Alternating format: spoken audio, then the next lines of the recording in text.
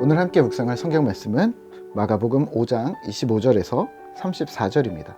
마가복음 5장 25절에서 34절입니다. 오늘은 34절 말씀을 읽겠습니다. 예수께서 이르시되 따라 내 믿음이 너를 구원하였으니 평안히 가라. 내 병에서 놓여 건강할지어다. 아멘. 오늘 함께 묵상할 주제는 초능력, 인지하심입니다. 오늘 함께 읽은 본문 중에서 본문에서 중심으로 다루는 사건은 혈루병을 치유받은 여인의 이야기입니다. 예수께서 회당장 야이로의 집으로 가시던 도중에 수많은 인파를 해치고 가셨고요. 그 와중에 뒤에서 슬쩍 숨어 자신의 병을 은밀히 고쳤던 한 여인의 이야기를 다루고 있습니다. 우선은 이 여인에 대해서 성경은 설명합니다. 25절에서 28절입니다. 12해를 혈루증으로 알아 온 한 여자가 있어 많은 의사에게 많은 괴로움을 받았고 가진 것도 다 허비하였을 때 아무 효험이 없고 도리어 더 중하여졌던 차에 예수의 소문을 듣고 무리 가운데 끼어 뒤로 와서 그의 옷에 손을 대니 이는 내가 그의 옷에만 손을 대어도 구원을 받으리라 생각함일러라. 아멘. 12년 동안 병을 앓고 있던 한 여인의 이 기구한 인생에 대해 설명합니다. 사실 무슨 병인지는 중요하지 않습니다. 12년 동안 육체적인 고통을 받았고 많은 의사, 병원을 돌아다니면서 자신의 인생, 시간을 소비했고 뿐만 아니라 자신의 재산도 이 한 곳에 집중하여 허비하였다라고 설명합니다. 허비가 뭘까요? 네, 헛되이 사용했다는 말인데요. 육체의 고통으로 인해 인생을, 시간을, 재산을, 또 마음을 모두 헛되이 소비해 버렸다는 안타까운 사연입니다.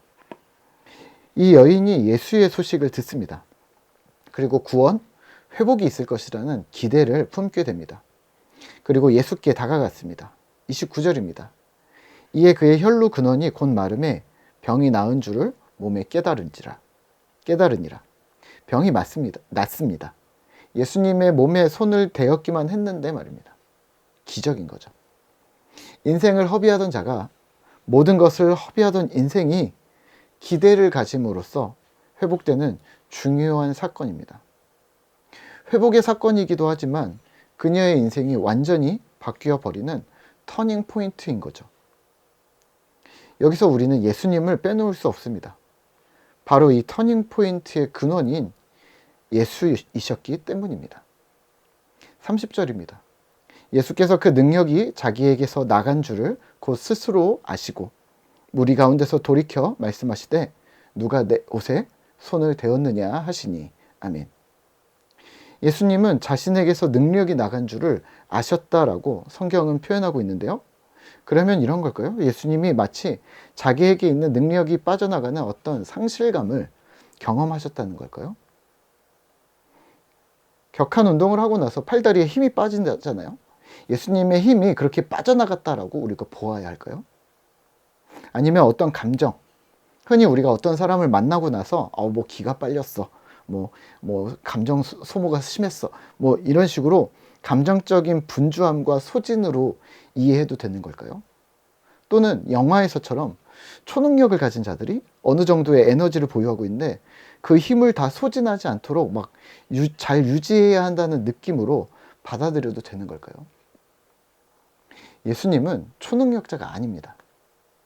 힘이나 에너지가 바닥나면 더 이상 초능력을 쓸 수 없는 총알이 다 떨어져가는 총과 같은 느낌으로 이 부분을 이해하시면 안 됩니다.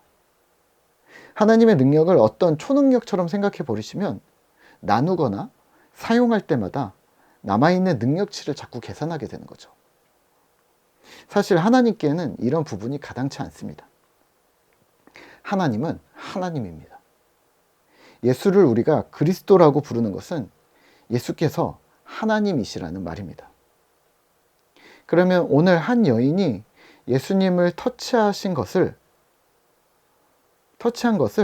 능력이 빠져나갔다라는 지금 문자 그대로 표현하고 있지만 예수님은 모든 것을 알고 계신 하나님이라고 계속 인식하셔야 합니다. 수많은 군중 속에서 밀고 미는 인파 속에서도 예수님은 한 사람 한 사람에 대해 간파하고 계시다는 겁니다. 오늘날 이 시대에 우리는 주목받고 싶은 사람도 많지만요, 또 전혀 주목되고 싶지 않은 사람도 많습니다. 특히 피하고 싶고 마주하고 싶지 않고 회피나 우애를 선호하는 사람들도 있습니다. 무엇이 되었건 자신의 성향일 수 있으니 그럴 수 있습니다만, 그러한 성향 때문에 하나님이신 예수님 역시 우리를 간구하실 수 있다라고 생각하시면 오산입니다. 예수님은 양의 문이요 선한 목자라고 하셨습니다. 그 말은 100마리의 양 중에서도 한 마리의 양에게까지 세세한 사랑과 관심을 가지고 계시다는 뜻인데요. 100마리가 문제일까요? 예수님께 말이죠. 1000마리든 10,000마리든 수천 수만이라도 예수님은 한 사람 한 사람에게 대한 인지를 놓치지 않으시는 분이라는 말입니다. 그렇다면 예수님은 이 한 여인에 대해 이미 알고 계시지 않았을까요? 저 여인이 나에게 다가오고 있구나. 저 여인이 고통받고 있구나. 저 여인이 오늘은 나에게 나오겠구나. 고통받고 있었고 슬픔과 절망 중에 있는 저 여인이 결국 여기까지 왔구나. 모든 속 사정을 알고 계셨다는 거죠. 여인뿐이었을까요?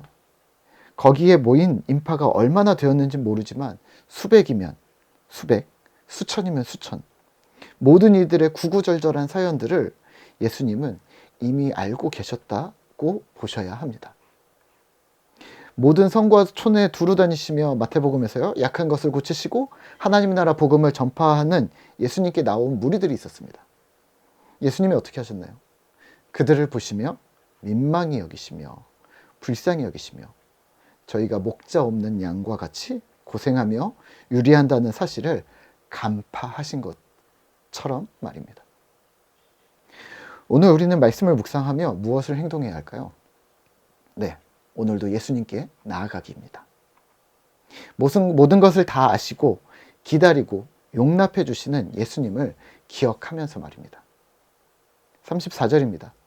예수께서 이르시되 따라 내 믿음이 너를 구원하였으니 평안히 가라. 내 병에서 놓여 건강할지어다. 아멘. 주님께 매일 나아가셔야 합니다. 말씀을 묵상하시고 하루 3번 10분을 기도하는 이 묵상을 작은 일부터 시작하셔야 합니다. 이러한 10이 우리의 영혼을 튼튼하게 만드는 바탕이 될 것이기 때문입니다.